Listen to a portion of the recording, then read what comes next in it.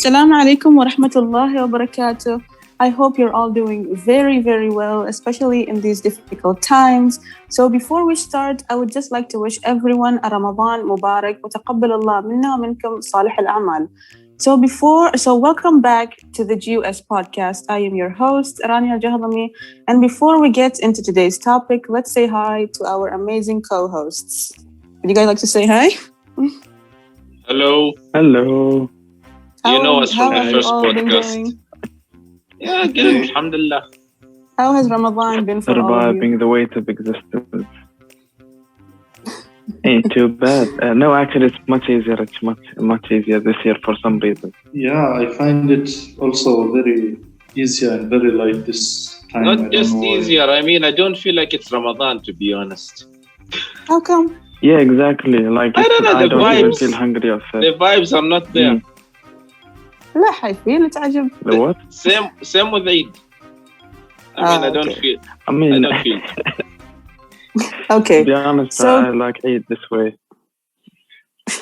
Okay, so today our topic is science and philosophy. So let's start out with a topic of science that is quite interesting and also quite fun, which is cosmology. So in case you guys didn't know, cosmology is a branch of astronomy that involves the origin and evolution of the universe, from the Big Bang to today and on into the future. So I just wanted to know and ask you guys, are any of you interested at all in cosmology, and do you read about it at all? Yeah, to be honest. I mean, are you the first talking thing to I feel the is really what is listeners or are you talking so I to think the he can go on from there. Whoa, one at a time. I can't hear anything. This shows our excitement.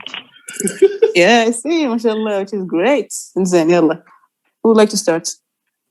We'll start with this, with our brain, the stand. Let me start. Let me start something real quick. Okay. Let me start something Okay. real quick. So Okay. this is more directed to Suli since we talked about this before. So theoretically speaking, what would happen if the sun explodes? Actually, So what we that is a question that we've had for the past 6 to 7 months. It's something that we usually discussed a lot. So it's kind of a theoretical approach to this one. I had my own conclusions regarding that question, but I furthermore went to getting to read more about the sun exploding. So what happens is that the first thing that the sun happens, when the sun happens to explode, first of all, the side that is exposed to the sun, so let's say the side which is facing daytime, like right now here in Muscat, let's say, that side will be severely affected by the cosmic rays Radiation. from the sun. Yeah. Mhm. Yeah, from the radiation. Okay, the other side will be kind of relatively safe. Okay, what happens next? First of all, remember the sun is the body that is giving the balance to the solar system, right? Yeah. So if the sun is the body that is giving the balance to the solar system that we have, which is the 9 planets, when the sun explodes, which means there won't be any balance, there will be an imbalance in the solar system. So that is the next thing that happens. So the sun, the Earth, and all other planets will go on to move for a body which will actually stabilize it and give it that counterbalance force of gravity, right? And another thing which is very interesting that I got to think of, and it wasn't actually the case because I was thinking about the 9 planets and Jupiter is the largest planet, right? Yeah. So what I was thinking was that the Earth might probably go and start probing on the, Around them. Yeah, around Jupiter. Jupiter. But it turns out that Jupiter isn't very, very dense enough to the point that it can give that counterbalance the sun was offering to the Earth. So it will keep on revolving, which means actually not revolving, it's spinning around the galaxy, looking for a body which can give it Achieve its that force. balance. But one thing that happens is that, first of all, we had this talk with Abdulaziz. So he was actually suggesting that what will happen, will we be able to see that exploding of the sun happen, or will we be able to freeze when that actual thing is happening, that we won't be able to experience anything? So scientifically, when it gets to a point that the sun will explode, one thing that is going to happen is that the sun will have absorbed too much energy that it will reach to a point that it cannot even actually itself bear, and which means there will be a lot of scattered energy. It's not concentrated on the body, which is the sun. So that is one thing. And regarding that one, which means there might be enough energy around the solar system that it can sustain us for about 3 months, I think. That is what science suggests. Yeah. But one thing is that the Earth will be so much hot because of that extra energy that is being absorbed also by the Earth. So that is kind of having a negative consequence. Then after that, the freezing phase will begin, and that won't be a very good place to be in. Yeah, that's all I can recall from what I searched about. But yeah, you could further suggest some interesting theories. MashaAllah, we have a professor up in this house. MashaAllah. Yeah. Hey, That's why I told you, he's the brain. Yeah. Okay, and what do you guys say? Other than that, like as we mentioned, as Suri just mentioned, the first thing that came to mind, I remember we were actually studying machine design or something like that.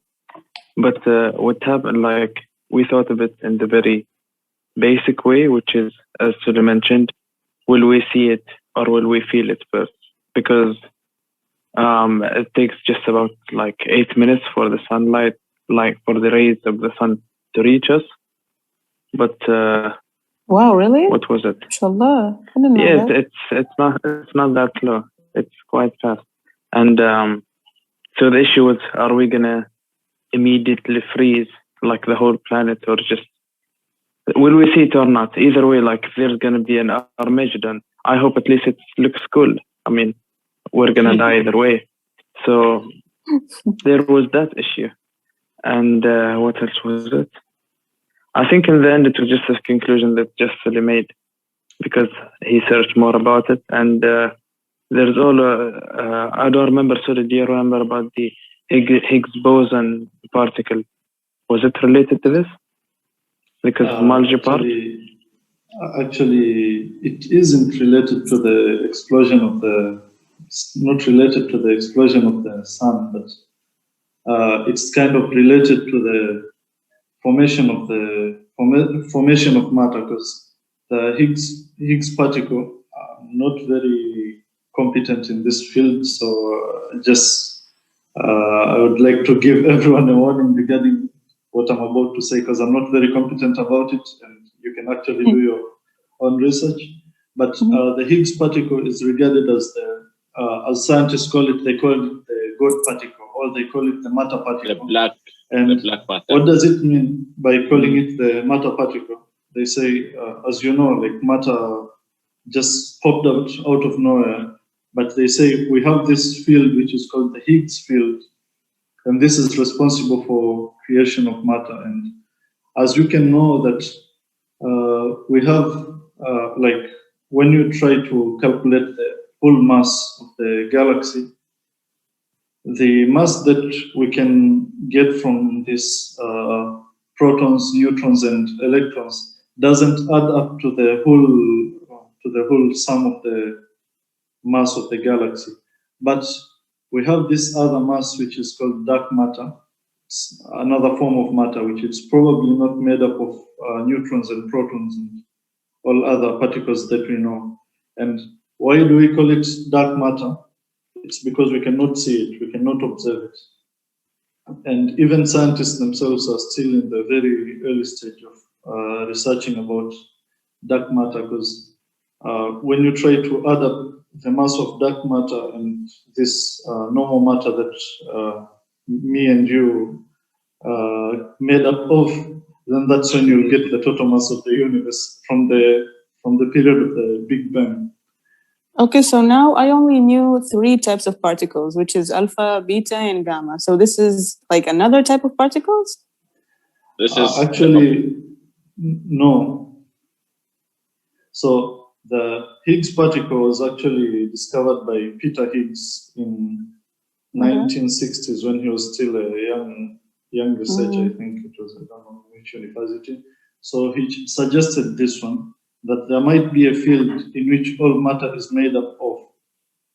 So when you talk about all other matter, what I think, I'm not so sure again, so be cautious.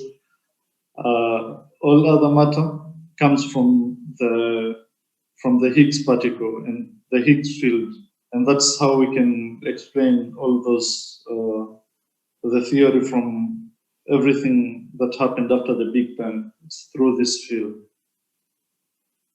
Yeah, basically, if you want to have fun while researching about dark matter, you can just watch a TV show called Dark. Well, I think I'd better do that. There's one thing that we started about. Because it explains it well. Okay. There's one thing that we started about, which was regarding the sun exploding and all of that happening. So I want to just be kind of optimistic enough, actually pessimistic at some point, because we won't be able to see it happening. Scientifically speaking, the approximated age of the sun is 4.6 billion years up to now. And the lifespan of the sun, just like we humans have an average lifespan of 60s to 70s, the sun has a lifespan of about 10 billion years. That's according to the estimations that they made. So the sad thing is that we won't be able to experience what is going to happen when the sun explodes. But the most optimistic thing is that we won't be, we won't have to worry about something like this happening. Fair enough. Okay, I had a question to ask you guys. Okay. Go ahead, Maher. I'm sorry. I mean, regarding the sun exploding, I feel like the consequences of this will be kind of similar, not in a large scale, but kind of similar with when we talk about the sun disappearing. Because what will happen is that somehow we humans will die for sure, but life itself will return to Earth, like the greenery, etc., etc. But I feel like it will be radiated. And it won't be as green as how it used to be before us humans started building up and started our own life. From that point is that the greenery that we are having on planet Earth is also subject to the presence of the sun, because photosynthesis and all of that chlorophyll formation is also a result of the sunlight. Yeah, sunlight. Yeah. Yeah, true. I mean, and regarding balance, I feel like, for example, as humans, if we don't find balance in one place, what will we do? We're gonna go search for it, right? Yeah. Okay, so let's say that sun explodes. Okay, planet Earth. Do you think that it might go to another system in the galaxy and find another source of light? How do you think about that? If the sun exploded? Yeah, let's say the sun exploded or disappeared. Oh. So you mean the Earth going searching for another source of energy? Maybe in another galaxy that has a source that maybe resembles or acts like a sun in that other system. I mean, for sure. Do you think it might? Nah. That's because the Earth will just be dark. It doesn't guarantee survival for. Yeah, it doesn't guarantee, but maybe for the next. Either way, it's theoretically impossible as far as I know. Because, like, the first thing is the closest galaxy is like how it's pretty damn far away, and it is quite literally impossible to reach it. It's way too damn far away. And one I thing guess is, even if the Earth actually travels that much, chances are nobody's gonna survive it. So, and yeah. like first, like wouldn't it actually just be gravitating towards like other planets' gravity fields and just like doing circuits and roaming around or some stuff like that? Yeah, one thing for I sure don't is know. that it's going to be spinning, but Yes. spinning towards where? Exactly. That becomes the Exactly. next question. Maybe the whole solar system will Exactly. become a long chain, like a circular chain. They would all just scatter all over But the hold up, galaxy. they all actually, but don't they all like since they all orbit the sun? How is that gonna work out? Are they just gonna go like? Actually, what's gonna happen to the other planets too when they just like dash into each Yeah, other? exactly. The same thing. They would all be lost. That's the point. Yeah. Okay, I have a question. That Loki sounds cool though. Do you guys think humanity has a future beyond Earth? Well, I I mean, as mean, far as we do we have a see, future on that? I actually I think mean, yes. it's possible, yeah, with all the plans. For example, Elon Musk's plans for 2030, if I'm not mistaken, he wants to start sending humans to Mars. Well, I think there's actually a chance. Like these things didn't come from out of nowhere. It came from long studies. Exactly, and I mean, research, yeah. yeah, studies and research. So yeah, I can see that happening, to be honest. Will I be willing to be one of the first travelers? Of course, no, because I don't see my life out of Earth as of now. So, as it turns out, like Mars, which is the red planet, is very cold out there. So, Yeah, it's according very, to very, Elon very Musk, cold. Yeah. is actually proposing that the first How do you thing guys that you know can that do it's to heat cold? up the planet Research. Science. is you either start warming the planet very slowly, which is going to take A lot too of much time. time. Yeah, maybe years. Yeah, years for sure. Oh, there's another interesting proposal which you hit the South Pole and the North Pole with a nuclear bombardment over there, and the planet is going to hit it. And regarding the future of humanity beyond Mars, what I'm actually thinking, or what I'm actually coming to think, as long as the goal of reaching Mars is getting close, I think the things which meant to destroy Earth, let's say something like climate change and all of that stuff, and I think the same things are going to happen also on Mars, no matter what is going to be done.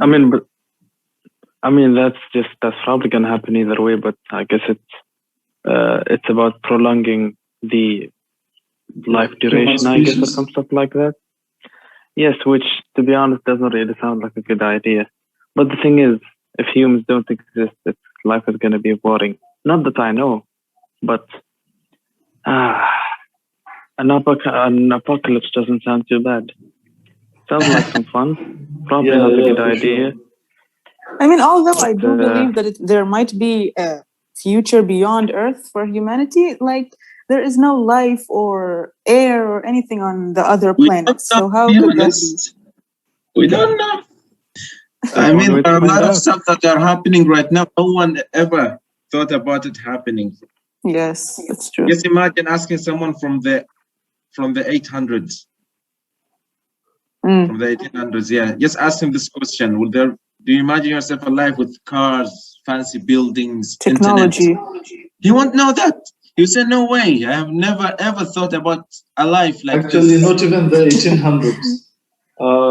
In the 1940s, when you look about when you find out about the history of laptops and computers, yeah, they were gigantic. I think if it wasn't Alan Turing, I don't know who it was, but then he was like, imagine someone having a device because computers were very large by then. But imagine if somebody is having a device which can perform all those activities, and everyone can have it at their home places. So there's one way to find out. I don't know if we'll be able to live long enough to find out, like Abdulaziz said. But Probably not. Inshallah. Probably not. But actually, like one thing is that I was actually listening to Joe Rogan podcast with Elon Musk, the first one, and he did mention something about the whole like going to Mars stuff. So what happened was, basically, actually, it's much closer than than we may think. To be honest, he said like it may take as close to 2 years to actually start sending people up there. Yeah, but still, like there is quite a number of issues. First, like bombing the poles to get the heat right, and then there's like the journey itself is going to take around 6 months. But only there was actually another cool thing that he mentioned was that there can only be flights during a specific time of the year, like around July, I think, where the orbit of the Earth and Mars around the Sun are like closest to each other because it's in some kind of elliptical shape. Yeah. So when there's like a specific time frame around 3 months, I think, where they can actually send the flights themselves. So even if you send them that, the fastest they can reach there is 6 months. And they said they could only take like, was it around 2 flights a year or something like that? Yeah, and chances are, if you go there, chances of you coming back to Earth is quite low. And there was another thing. What was it? Yes, assuming we actually get people there as close as 2 years in the future, one other thing that we have to consider is the time to actually establish human life over there in a sustainable manner. It's also going to take like some time, a couple of years, I guess. Yeah, it will take time, Mhm. but closer than we think. Okay, so according to the optimist Elon Musk. Yeah. That's the optimistic view, by the way. That's the optimistic way. And chances are, if we go pessimistic, we can just like, I don't know, freeze in the middle of the space or some shit. okay, so question. What do you guys think about flat earthers, the people who think that the earth is flat, even with all of the evidence that we've seen that it's not flat? Abdulaziz, open your mic. Yeah, Okay, so we were discussing flat earthers. What do we think about people who think that the earth is flat, even with all of the evidence? I just want to know what you guys think.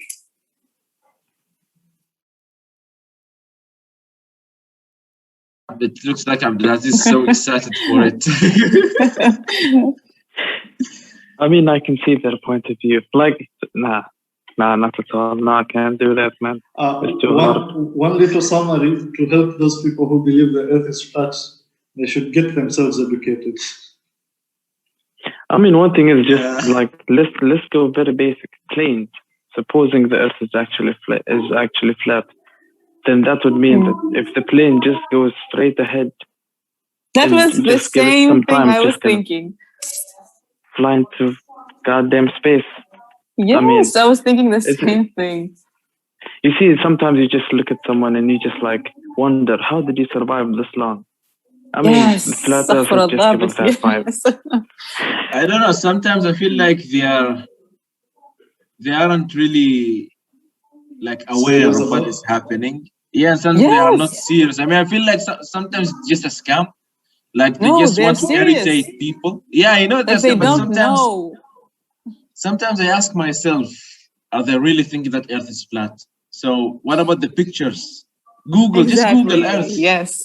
So what they say is that these all photos of the round Earth are fabricated. And there's actually a very big satellite in Japan, I think. And that satellite takes the photos of the Earth after every, I don't know how many seconds. But these people, I don't know if they don't believe in science, I don't know what they can believe in. They still don't believe that the Earth is round. And they keep on with the notion that the Earth is flat. One little thing that you can actually take into consideration, the sunrise and sunset thing. Yeah. Yeah, because right now we are experiencing daytime, and there's another time zone which are actually experiencing the night. If the Earth was flat, how would that be able to happen? That it goes like in some sort of a continuous cycle. Well, I feel like maybe they think that the whole universe or the whole galaxy is not as open as how it is. Maybe you can imagine like the whole galaxy being as a big rectangle, and maybe their notion will happen with Earth being flat. I mean, that's the only thing that I could imagine. If the whole universe is a big rectangle, and Earth, let's say it's in the middle part. Yeah, that's the only piece of information that I can give if Earth is actually flat. Like I actually thought of it like a piece of paper, like just flat. Yeah, maybe a piece of paper. And they're gonna have like Earth and Mercury, Jupiter, like all the other planets, like they are piled up with each other. Yeah, like what is that? Who thinks that's the only thing that I can deduce from this conversation of Earth being flat. I mean, I honestly don't. That's what we call degenerates. Okay. Okay, which leads us to the next question. What about those people who don't believe in gravity or other fundamental forces of nature?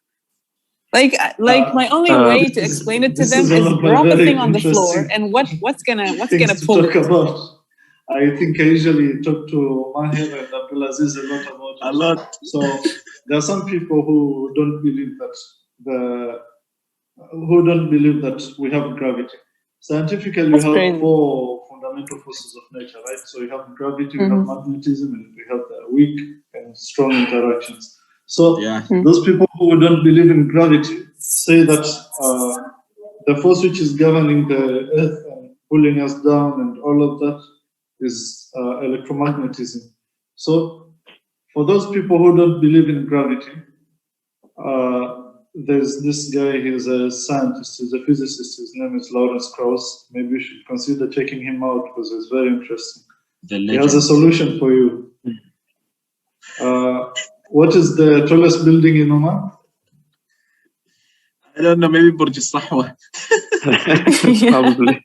We don't really have skyscrapers or anything here. So, according to one, I think he told me that the tallest building in Oman is actually 23 floors, if I'm not mistaken. Yeah, true. It's in that range. Yeah, so for someone like that one, just jump out of the 23rd floor and let's see what will happen. Yeah, test your theory. If it works, then well and good. And if you don't believe in gravity, but you believe in magnetism, just take a magnet and you'll attract everything that was on the floor. You look at that magnet while you jump out of the 13th floor. According to him, he's also saying that you should do that before you reproduce so that you don't leave orphans. That's a very good idea. So we can have less degenerates in this world to have more than enough. That's a great piece of advice from the legend. Yeah, I mean, and that's the only thing that you can take from it. Exactly. And like one thing is, I normally associate these kind of, like these are the governing forces of nature. I associate them somehow with one of Newton's rules, like all energy is conserved. So if you think of everything together, it actually does make theoretical and practical sense. Because otherwise, like neglecting something just because you don't understanding it, it just defies the whole point of trying to understand it in the first place. And if you're just like, you don't believe in gravity, like so I said, do a backflip, jump off a cliff or something like that. And then, I mean, that's your theory, practical right? way. Exactly. I mean, if your theory is correct. Experimenting. Exactly. And that's the fun in it. And that's what makes life fun. Yeah, that's the fun in breaking their bones. To test if there's gravity. I mean, hey, at least it will solidify their beliefs and what they want to think about. Exactly. Which is cool. Yeah. I actually wanted to say this. What, based on the law of physics, especially like Newton's laws, why do we say energy or momentum or even electric charge is conserved?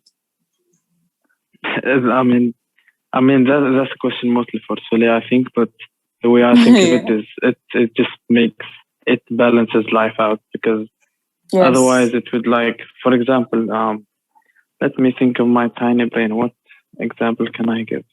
Yes. So forces, for example. So normal forces, like, they act perpendicular to the surface on anything. So, and they oppose the gravity. Assuming you have some kind of, let's say, your phone on a table. So if there is no balance, your phone would either like fly in the sky or something like that, or it would just phase through the table, which would be quite terrifying if you ask me, and makes no sense. But thanks to these forces that like give balance to everything, I don't know, life makes more sense. I think Sully can give us a better answer. So Professor Stan may take the floor. One thing that we are usually taught in school is that energy and momentum are conserved, but we were actually never given a reason for something like that. Like, why is energy conserved? Why is momentum conserved? So according to science, it's that when you try to take into account all the energy in the universe since the Big Bang happened, which is scientifically, so when you try to take into account all of that energy and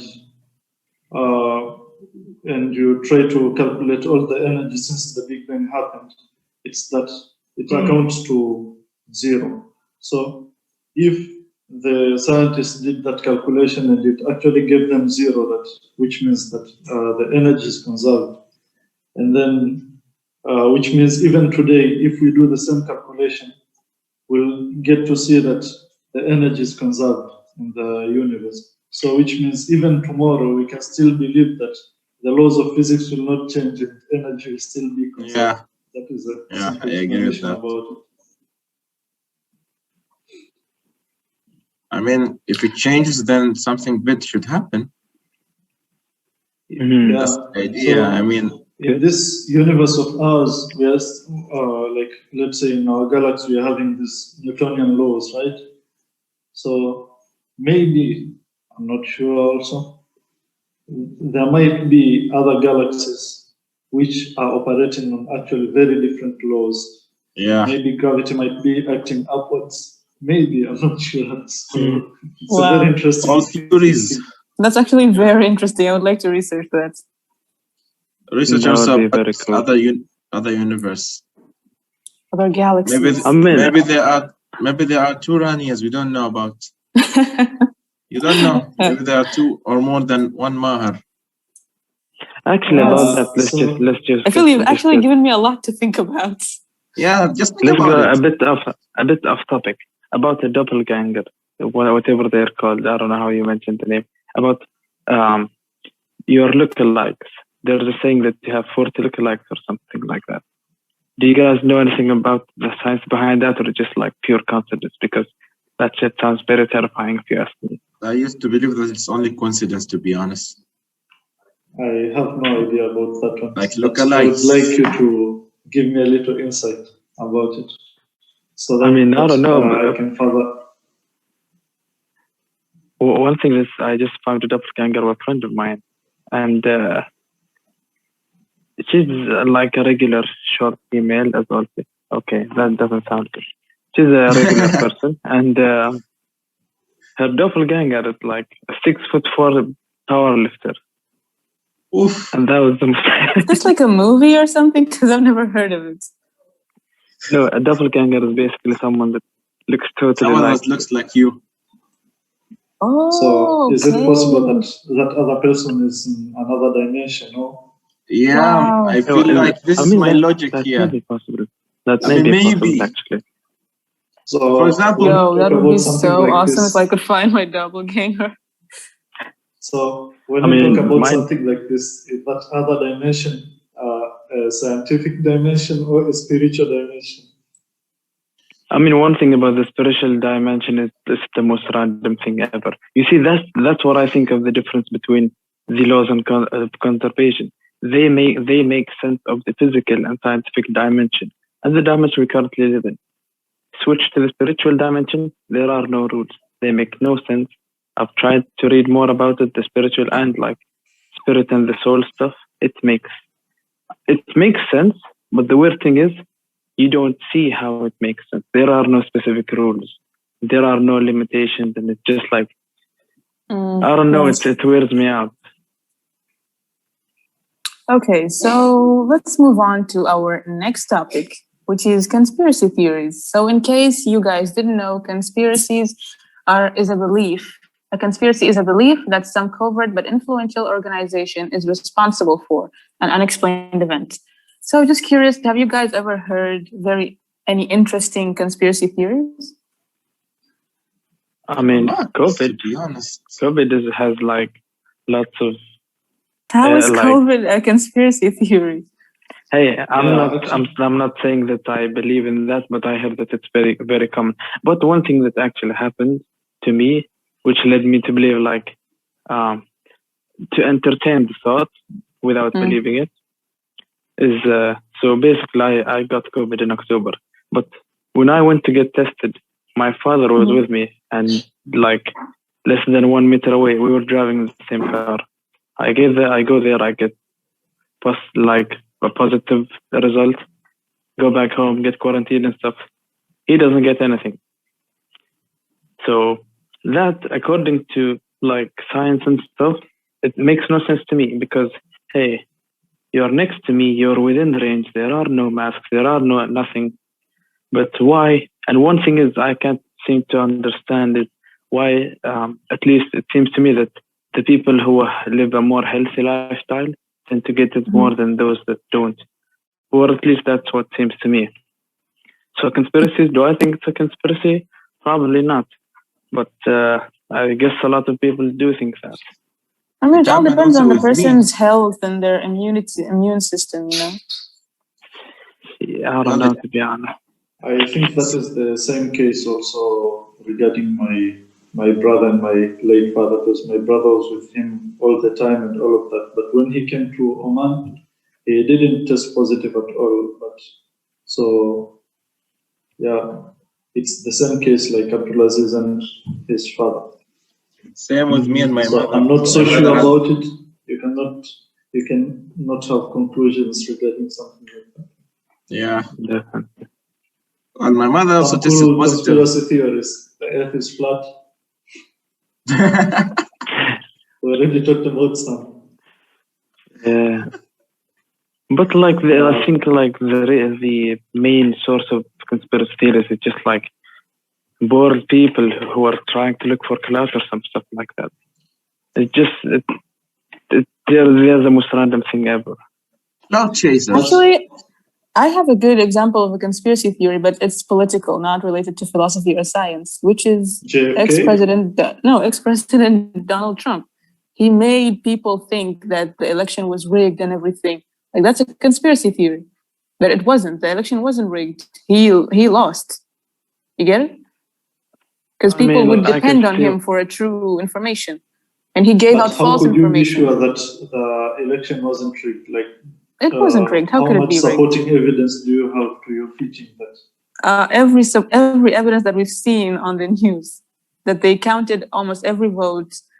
The Electoral College did everything they could to prove that it's not rigged. Well, to be honest, regarding... Go on. I won't interrupt. Because there was one footage because I was following very closely the US election. But there's one thing that actually caught my attention that I think if it was not in Wisconsin, I don't know which state it was, but conservatives, which were the Republicans, weren't actually allowed to get into the room and or actually even see the counting of the votes over there. So what was happening behind those doors. I don't know. That's the thing, to be honest. I know he lost in a very, very substantial margin, but there are some things which are very minor. Those are the only things which kind of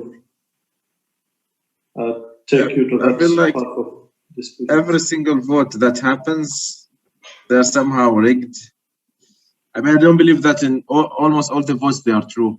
Regarding anything, elections, the US election, and there has to be something. In the Tanzanian election, politics for you.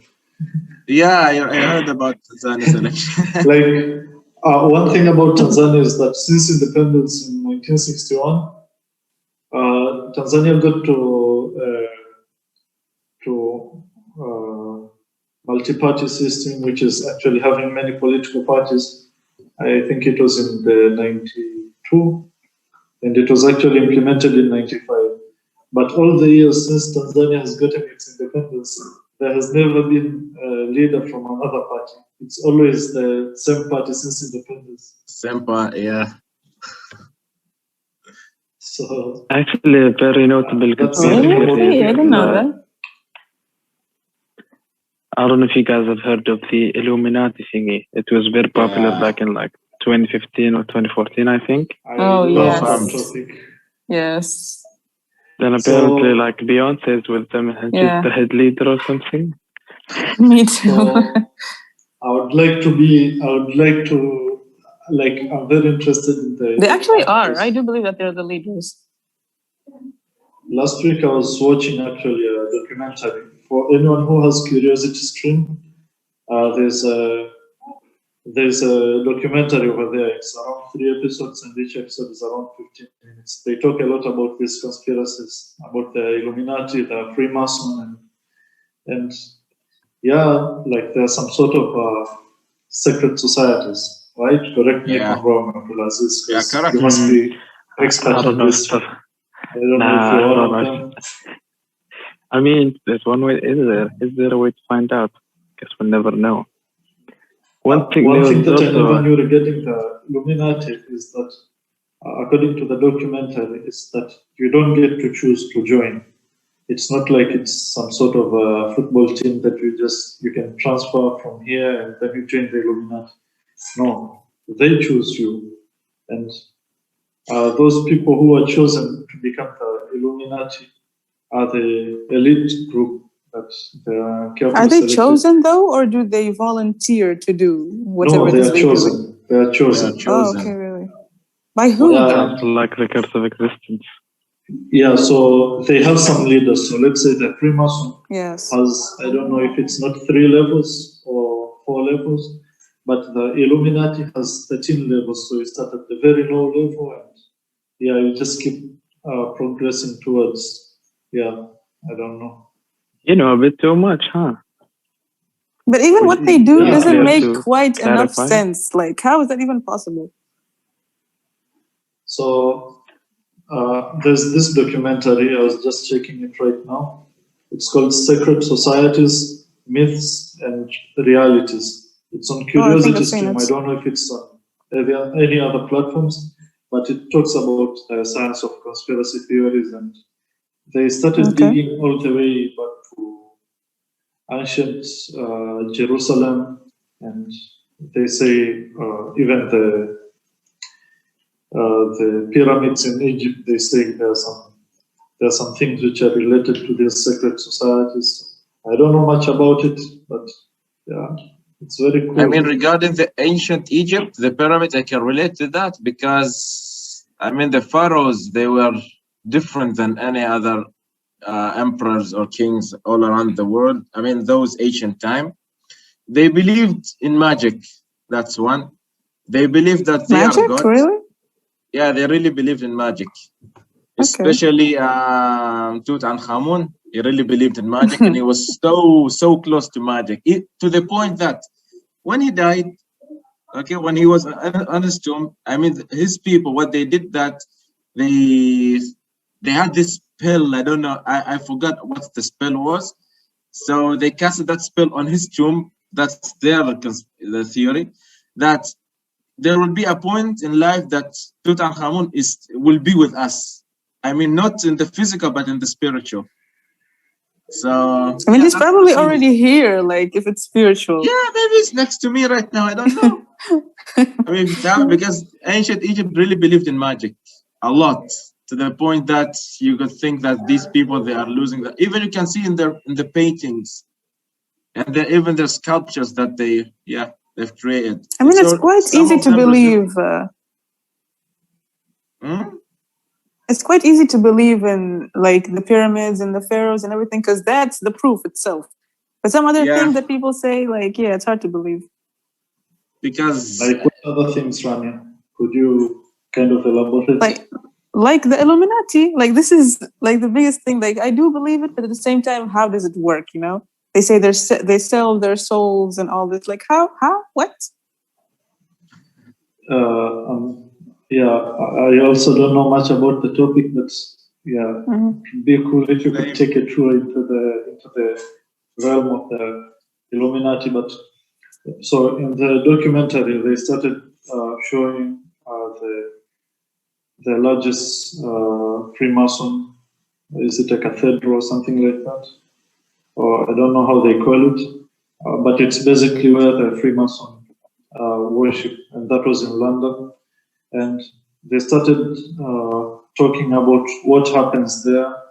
And as it turns out, they are called secret societies. So we don't know actually what is happening inside those buildings or what these people do.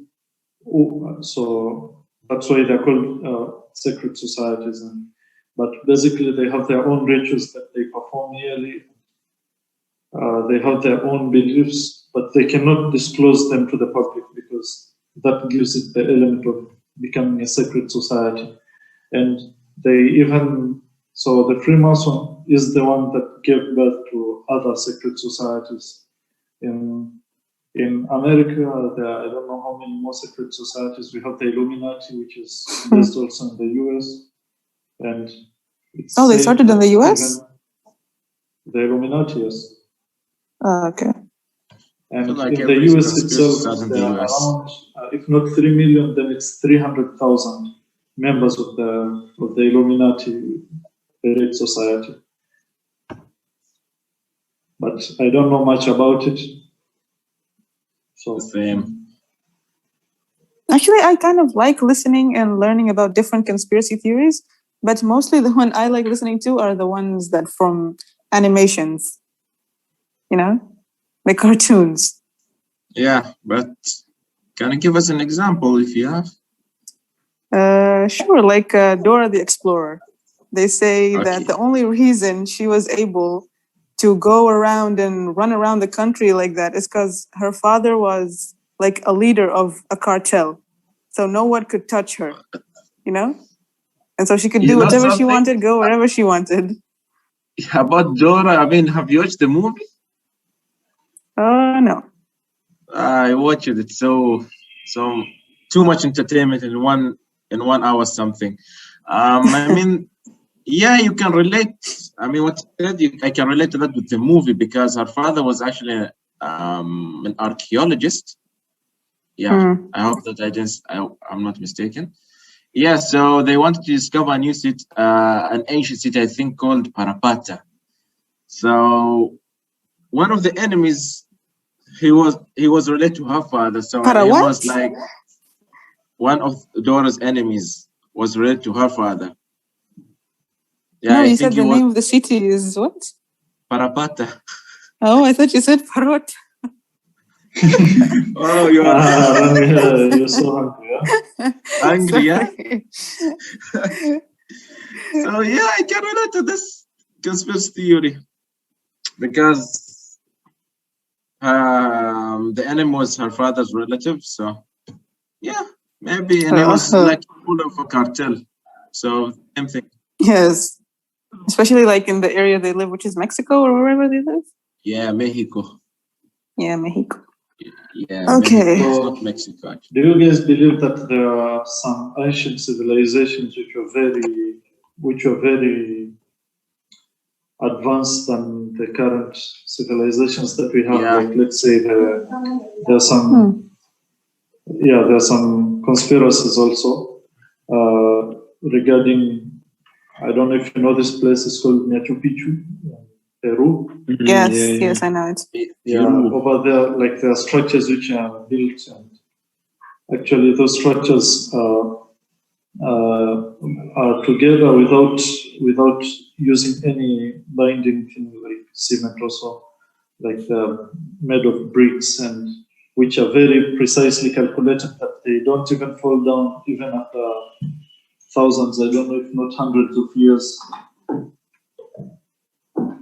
Same. I mean, I do believe in that a lot, especially when we talk about ancient Egypt. Okay, I kind of. You should consider reading this dude. His name is Graham Hancock. He's been to the Joe Rogan podcast at least twice or thrice. I'm not so sure, but he talks about all of this interesting stuff, and it's very interesting to check him out. He talks about all of this and his research. He's an archaeologist also, so he knows deep about all of these ancient civilizations.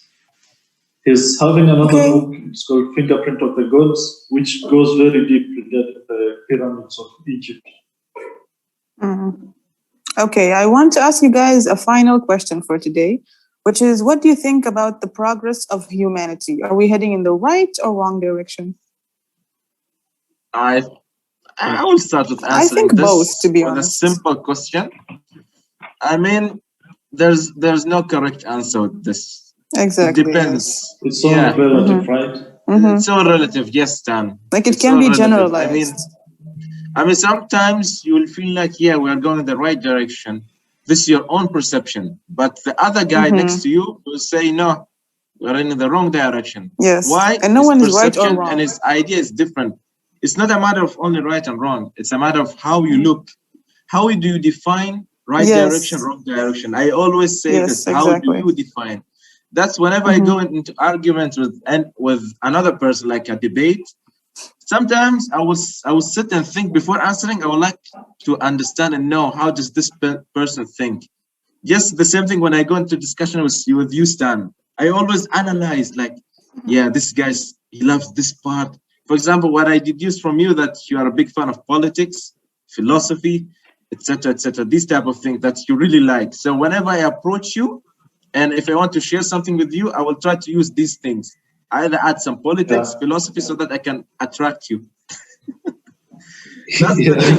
It's all about perception. The way how you understand weird topics, so science, philosophy, politics also. You guys discuss very intense topics, mashallah. That's the good.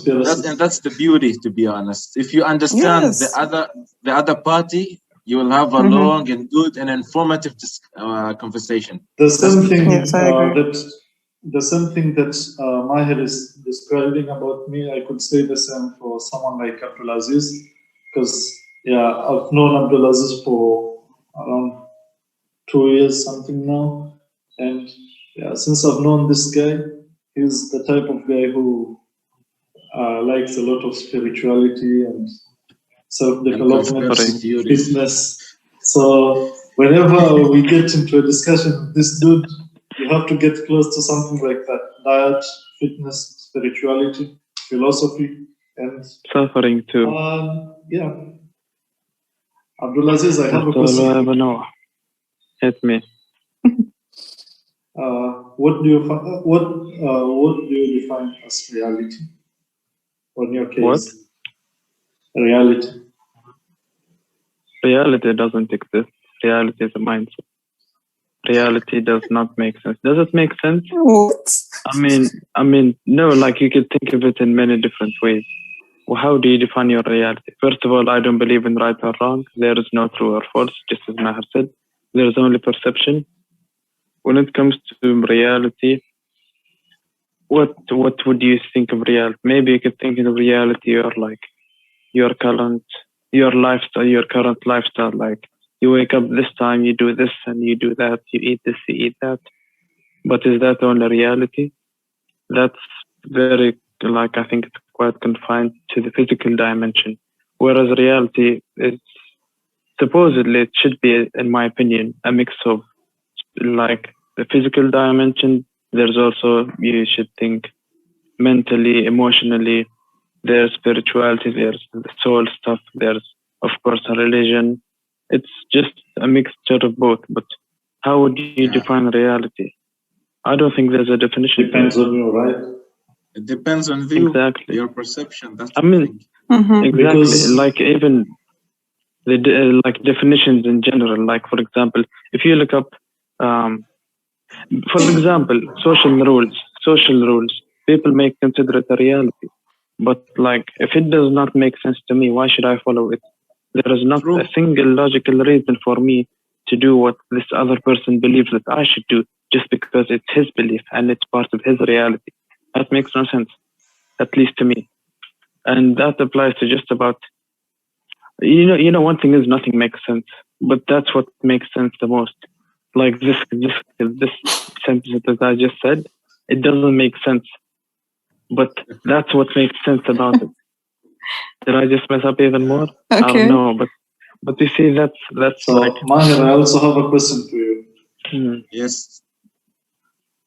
If Abdulaziz would allow me to interrupt. I'm used to it. It's okay. Continue. Okay. So, Maher, there's something that I usually like to think about. It's regarding meaning in life. So, do you think, on your side, and this question goes to everyone, Rania, Abdulaziz, and also myself will answer based on my perspective. Do you think life has meaning? And if life has meaning, what do you think gives it meaning? I 100% do believe that Earth has meaning.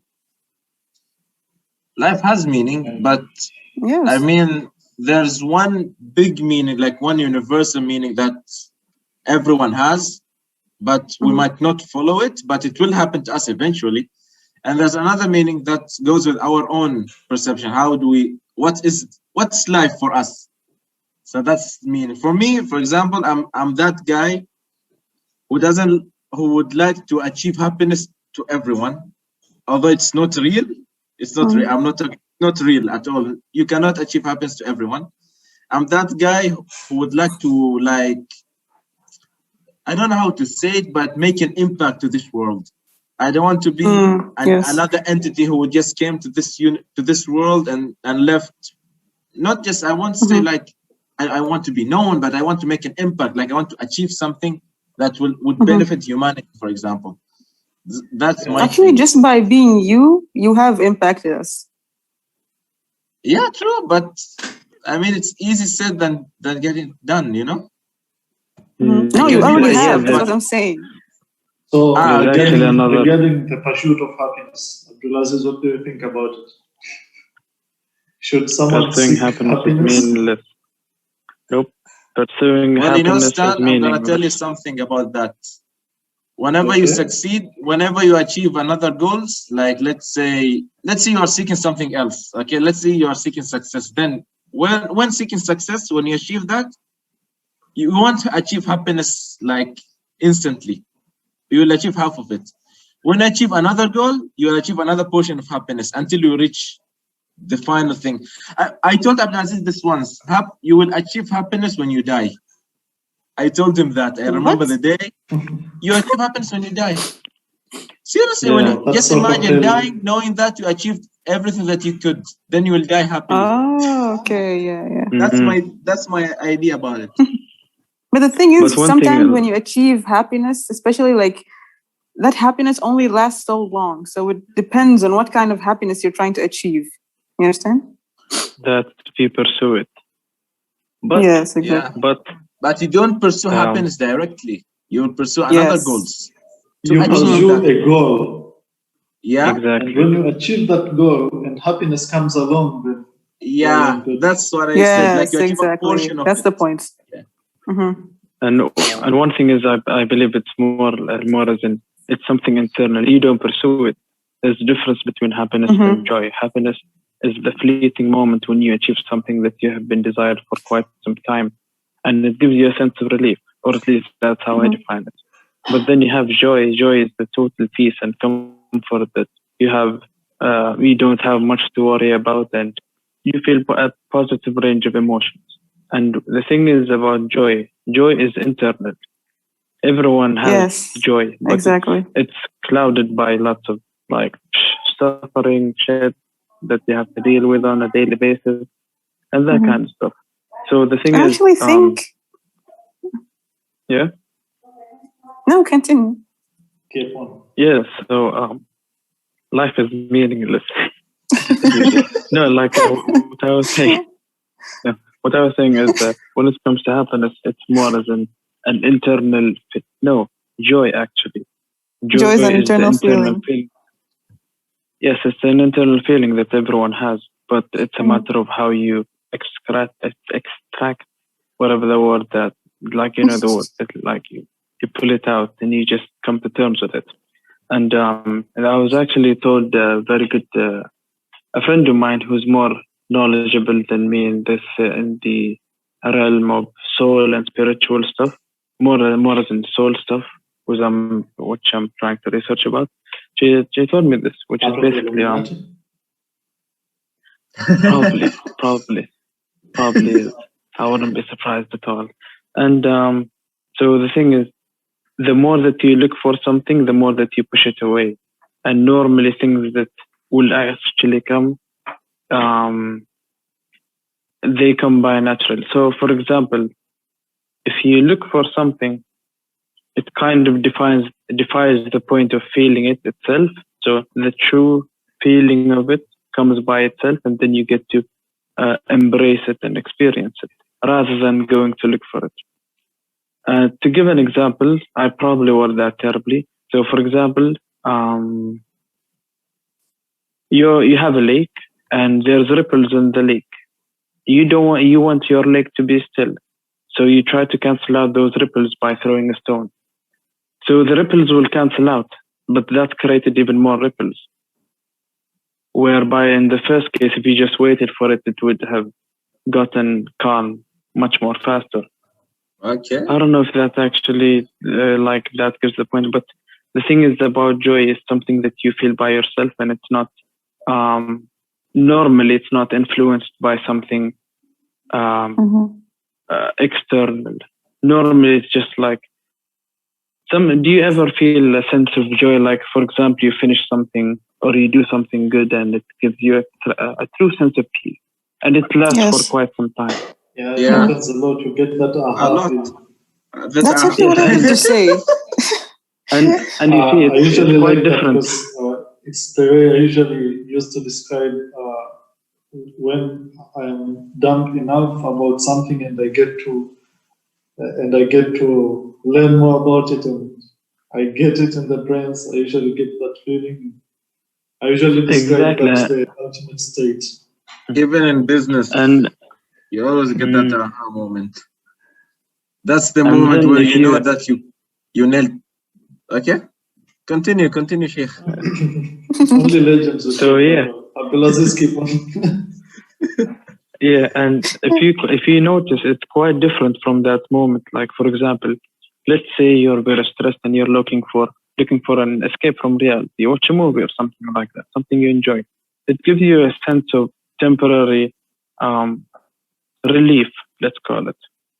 Some would define that as happiness, but it's just pretty much running away from what you have to do. But if you face it and you just come to terms with reality, which doesn't, reality is another thing. I don't want to talk about it anymore. It just makes no sense because nothing does.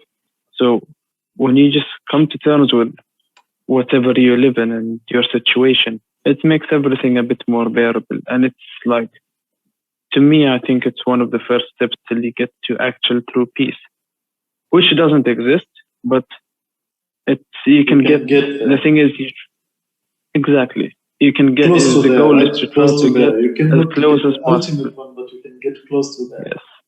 Yeah.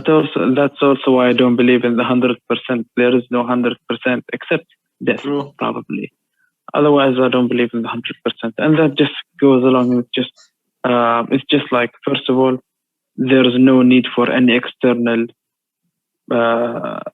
object that is gonna necessarily give you joy itself. Like, for example, buying food, buying gifts, buying and all. That's why. You see, the cool thing is that's why you don't necessarily have to be the richest person in the world to be happy or to be joyful. And you can be like in the worst case scenario, not the worst case, that would be quite bad, but you can still be better off than someone who has the world in his palms. Yeah. That's why mindset. And the good thing mindset is everyone has their mindset. It's just about how you utilize how it. you refine it. Exactly. So what I can think, Abdulaziz, is that the most important thing would be getting satisfied with your life, right? Yes. Is it? You will never reach satisfaction. Being satisfied with what you have doesn't actually account for the ultimate peace or joy. But what I could think is that if someone is satisfied enough about their lives, about their standard of living, maybe that would kind of put them in that ultimate state of. Yeah, but the thing is satisfaction. I mean, satisfaction, but not as in losing a goal. Satisfaction, but still continuing. But satisfaction as if I've done this, I don't have to do it anymore. Exactly. We are greedy. That's the cool thing about the human mind. Actually, what I wanted to say was, like, happiness is an internal feeling. So I don't know how people can pursue happiness. Like, you work towards achieving your goals and you achieve and pursue that. But I don't know how you can pursue happiness. Like, that's an internal feeling that comes whenever, like, it just comes. Well, there's a saying. It's more like there's the a road saying for it, by a great philosopher called Maher. He once said, and I quote, he said that your greatest dream is your worst nightmare. Did you get it? Nope. Okay, let's say our dreams, they are so ambitious. We have ambitious dream, right? Okay, so this is the greatest. That's our greatest dream. Okay, what comes before our dreams? Like the steps. How did you reach your dream? How did you reach your goal? The consequences, the sacrifice that you made. They are not easy, to be honest. Just imagine your dream is to become a millionaire. So would you become a millionaire like this? Poof, you're a billionaire or a millionaire now? There are a lot of sacrifices to achieve your goal. So yeah, and when the point not easy that works, that's why I said that. The point is that everyone has to take responsibility about something, like something positive, strive toward positivity. So, like, you want to be a millionaire, you cannot say like abracadabra, I'm a millionaire. It doesn't happen like this, unless maybe it's some sort of stealing or fraud or something like that. Yeah, that's also another point when it comes to happiness. If you actually are striving towards something like that, maybe you should try to adopt responsibility. When you adopt responsibility, let's say, educate yourself about something. Let's say, if you want to be rich, you might start learning more about cryptocurrency or something related to that one, or machine learning and intelligence, which are some sort of things which can techniques that will get you to your goal. Yeah. So when you get to master those things, maybe you can monetize them and at some point become a millionaire like you plan to. But you just don't stay this way and do some wishful thinking. That's actually a very good point I was going to address. When it comes to whole the happiness and like joy shit, one thing to keep in mind is just believing in it doesn't necessarily mean that you're going to achieve it. This just as you said, like you have to work for it, that kind of stuff. I'm not doing the formal talk, I mean, dreaming, everyone can dream. Everyone can dream. I dream to become a billionaire. But make your dreams a reality. Don't just sit there and dream all day. Yeah, that's the thing. But these times we have different types of realities. That's why we say reality is relative. I was talking to Maher regarding the computer science perspective about reality, is that we have something called virtual reality, where you put on those glasses and you find yourself in another universe. And you then have you have something yes, called I love those augmented classes.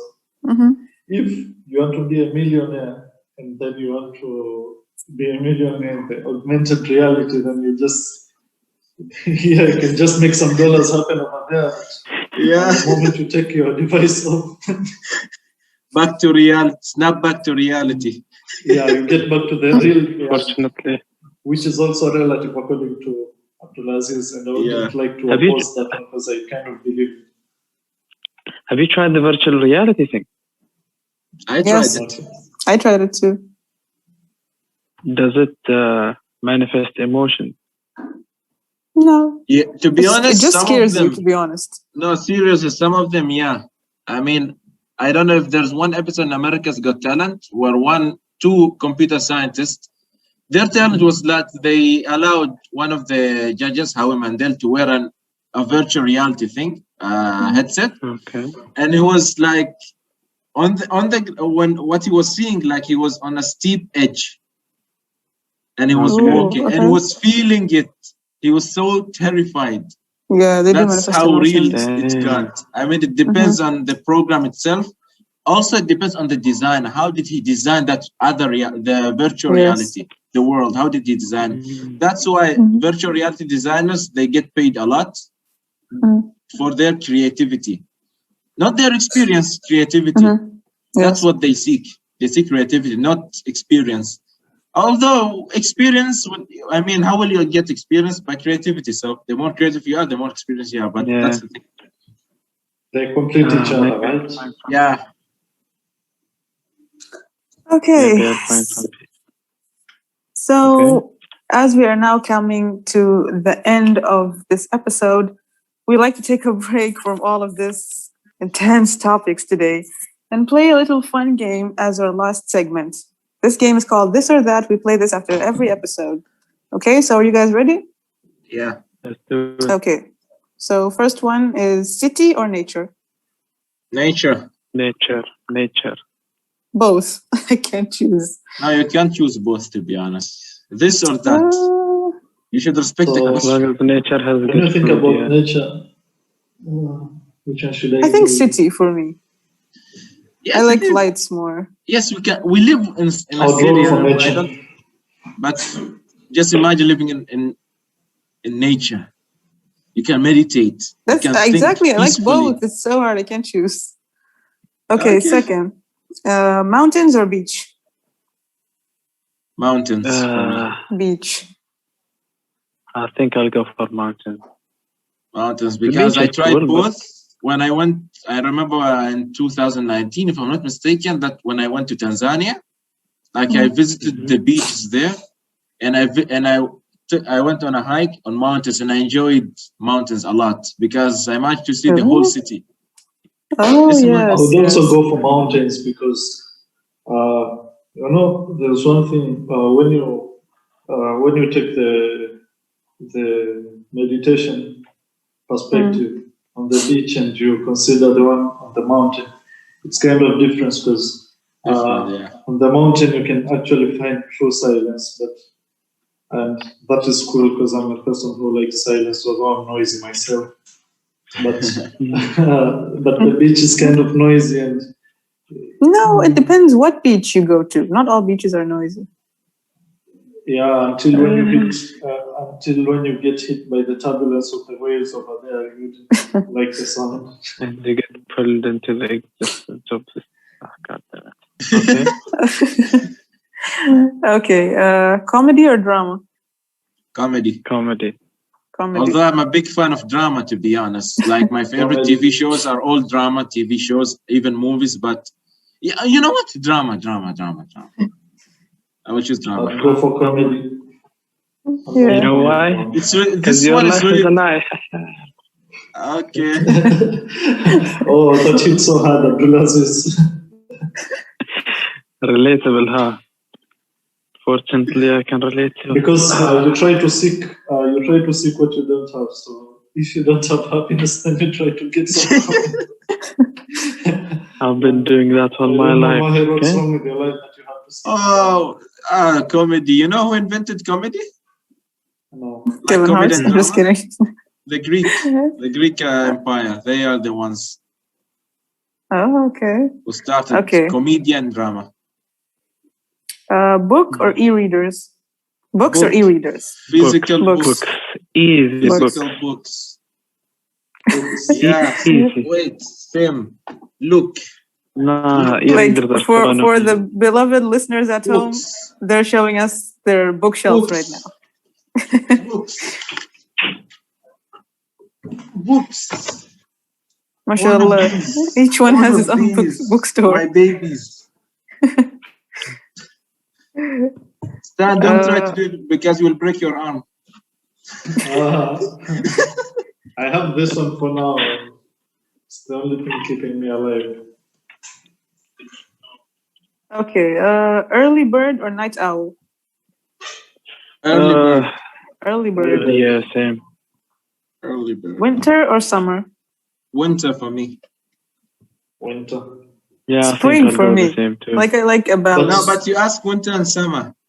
Okay, winter. So that's That's different. not an option. It's like you're being asked hot. It's like you're being asked tea or coffee, and then you're saying hot water. That's the type running, huh? Okay, last but not I would least. like to be a fan of winter because I like winter. I like the cold in general. But Same. don't I you like think winter that a lot, although I'm not a But zombie. the cold But is then kind when of it's very depressing? cold, then what do you do? Yeah. Enjoy, to be honest. Same if it's too hot. Continue What the will you do? suffering a bit Yeah, better. exactly. So I think I pick winter. Okay. Last but not least, Twitter or Instagram? Instagram. I don't use Yes. Twitter. Twitter. Twitter is toxic. Twitter. I know Abdulaziz will say Twitter. Shit, I don't know. I think I'll go for Instagram. Twitter is toxic. It's hilarious, but it's just It's not a toxic. total shit show. I use Instagram Hey, mostly you for my can't say news. that. I rely. I mean, it's I read. everything. Definitely. I mean, Twitter I Twitter is just for shit showing and just saying random shit. That's just about the whole point of Twitter. I'm in neither platforms, but I would like to choose my own platform. Okay, what is it? I'd go for Reddit. Oh, Reddit. Reddit is amazing. Yeah, it is very fun. Okay, so we've come to the end of our episode for today. Thank you all so much for listening and joining in with us here today. We hope you had a great time. We'll see you all very soon, inshallah. Goodbye. Ramadan Mubarak. Ramadan Kareem. Bye.